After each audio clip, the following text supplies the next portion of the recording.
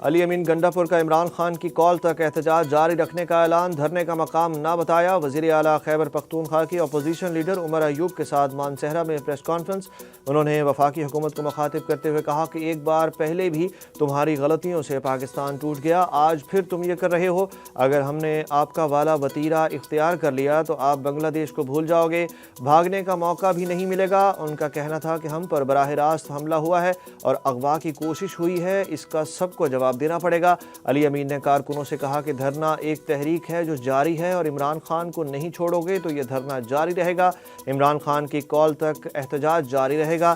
دوسری جانب وزیر اعلیٰ KPK نے یہ نہیں بتایا کہ دھرنا کہاں جاری ہے اور مستقبل میں کیسے جاری رہے گا۔ PTI احتجاج کے دوران اسلام آباد کے 3 مختلف اسپتالوں میں لائے گئے جاں بحق اور زخمی افراد کی تعداد سامنے آ گئی۔ ذرائع کے مطابق وفاقی دارالحکومت کے 3 اسپتالوں میں 10 جاں بحق افراد اور 71 زخمی لائے گئے۔ PTI احتجاج کے دوران سیکیورٹی فورسز کے ساتھ جھڑپ میں 6 سول اور 4 سیکیورٹی فورسز کے اہلکار جاں بحق ہوئے۔ پیمز پولی کلینک اور CDA اسپتال میں کل 44 سول زخمی افراد جبکہ 27 سیکیورٹی فورسز کے زخمی اہلکار لائے گئے۔ افغان شہری 31 دسمبر کے بعد اسلام آباد نہیں رہ سکیں گے، وزیر داخلہ محسن نقوی نے ڈیڈ لائن دے دی۔ اسلام آباد کے پیمز اسپتال کے باہر میڈیا سے گفتگو کرتے ہوئے انہوں نے کہا کہ افغان شہریوں کو اسلام آباد میں رہنے کے لیے ڈپٹی کمشنر سے NOC حاصل کرنا ہوگا۔ بھگوڑوں کی جانب سے ہلاکتوں کا دعویٰ بے بنیاد ہے۔ علی امین گنڈاپور کو اپنی شرمندگی چھپانے کا کوئی موقع نہیں مل رہا، بتایا جائے کس پولیس اہلکار کے پاس گن تھی۔ PTI کے لوگ صبح لاشوں کے لیے اسپتال کے چکر لگا رہے ہیں، ان کو شرمندگی چھپانے کا طریقہ نہیں مل رہا۔ اگر گولی چلی ہوتی تو یہ پوری دنیا میں واویلا کر دیتا۔ جب سے بھاگے ہیں پروپیگنڈا شروع کر دیا ہے۔ اسلام آباد کی صورتحال سے عدالتوں کو آگاہ کریں گے۔ اسلام آباد احتجاج میں 900 مظاہرین کو گرفتار کیا اور 200 گاڑیاں پکڑیں۔ IG اسلام آباد کی پریس کانفرنس۔ علی ناصر رضوی نے کہا کہ احتجاج میں قانون نافذ کرنے والے اداروں پر سیدھی فائرنگ کی گئی۔ سب کو احتجاج کرنے کا حق ہے مگر احتجاج کی آڑ میں شرپسندانہ کارروائی برداشت نہیں کریں گے۔ چیف کمشنر اسلام آباد محمد علی رندھاوا نے کہا کہ کسی بھی غیر ملکی کو اسلام آباد کا امن تباہ کرنے کی اجازت نہیں دیں گے۔ پکڑے گئے مظاہرین میں افغان شہری بھی شامل تھے۔ اسلام آباد میں احتجاج سے واپسی کے بعد PTI کی قیادت میں اختلافات سامنے آ گئے۔ رہنماؤں نے بشرا بی بی کو احتجاج کی ناکامی کا ذمہ دار قرار دے دیا۔ ذرائع کے مطابق بیرسٹر سیف نے احتجاج کے لیے D چوک جانے کا قصوروار بشرا بی بی کو قرار دیا۔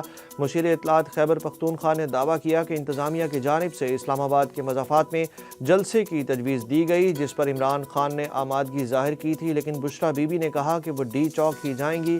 شوکت یوسفزئی نے علی امین گنڈاپور کو قربانی کا بکرا بنانے کا الزام لگایا۔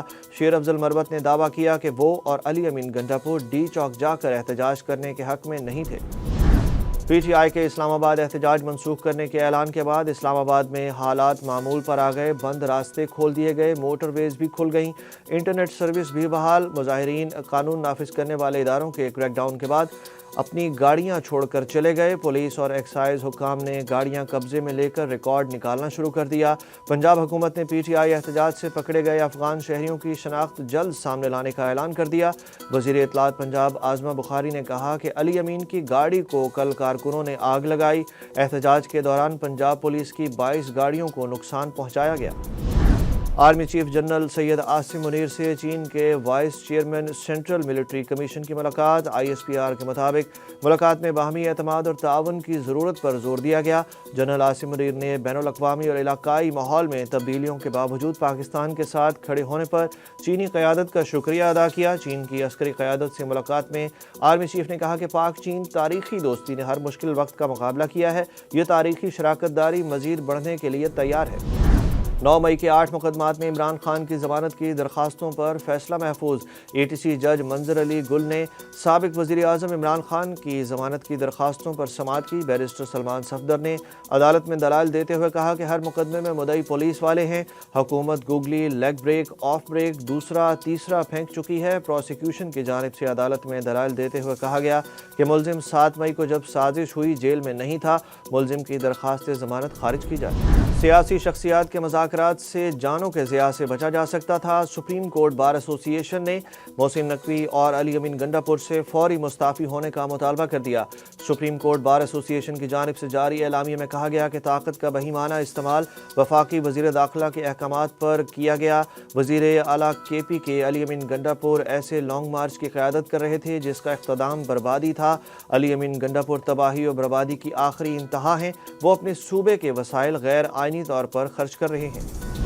इस्लामाबाद एहतजाज खत्म होने के बाद पाकिस्तान स्टॉक एक्सचेंज की तारीख में नया रिकॉर्ड, एक रोज़ में 4,900 से ज़ायद पॉइंट्स का इजाफा। एक मौके पर 100 इंडेक्स 4,947 पॉइंट्स इजाफे से 99,549 पर देखा गया, जबकि कारोबार के इख्तिताम पर 4,695 पॉइंट्स इजाफे से 99,269 पॉइंट्स पर बंद हुआ।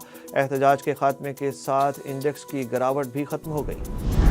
ICC की वनडे, T20 और टेस्ट बैटर्स की रैंकिंग जारी। बाबर आजम वनडे बैटर्स में बदस्तूर सरे फहरिस्त हैं। पाकिस्तान के साइम अयूब टॉप 100 खिलाड़ियों में शामिल हो गए। वनडे बॉलर्स की रैंकिंग में अफगानिस्तान के राशिद खान सरे फहरिस्त, जबकि पाकिस्तान के फास्ट बॉलर शाहीन शाह आफरीदी एक दर्जे तनज़ुली के बाद दूसरे नंबर पर। टेस्ट बैटर्स की रैंकिंग में इंग्लैंड के जो रूट पहली पोजीशन पर बरकरार। बॉलर्स की रैंकिंग में भारतीय कप्तान जसप्रीत बुमराह एक बार फिर नंबर 1 बॉलर बन गए।